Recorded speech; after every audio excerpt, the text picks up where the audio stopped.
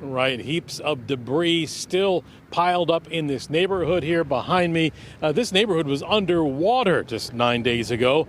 With a lot of the physical work done, they're hoping some federal money would ease the pain.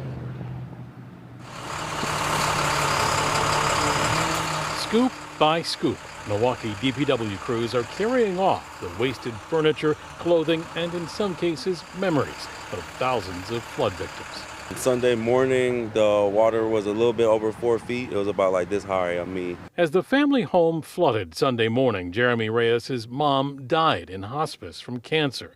The mother of 3 was just 60. We kind of didn't get in here for like a day or two, so it was like Tuesday afternoon when we finally really got in here.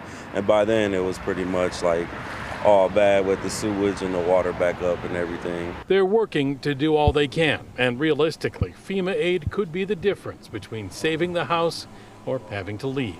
Something like that would be able to, help us salvage the house where, we wouldn't have to lose it after being here since, 2000. It's a lot of memories here. Federal aid would be significant for pretty much everyone here, all dealing with basement flooding or worse. Water was just bubbling up. It was like a river down here. And I'm like, oh my God, what should I do? Kelly McClendon has a big start on the cleanup, but considers federal aid essential. My whole area, not just myself, we need it desperately, especially with these insurance companies not giving us any, they're saying they're decline.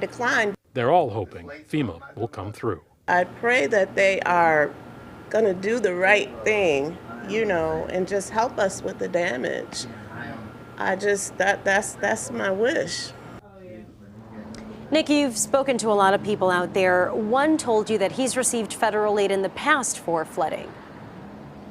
Right. He wasn't living here at that time, but he was living by Lincoln Creek in 2010 when they got flooded out. You might remember that. He said he got about $7,000 from FEMA at that time. He said it was only about half of what he lost, but still made a huge difference. He's hoping to get another check this time around. Yeah, definitely some much needed help in our area. Nick Bohr reporting live in Milwaukee's Timberman West neighborhood.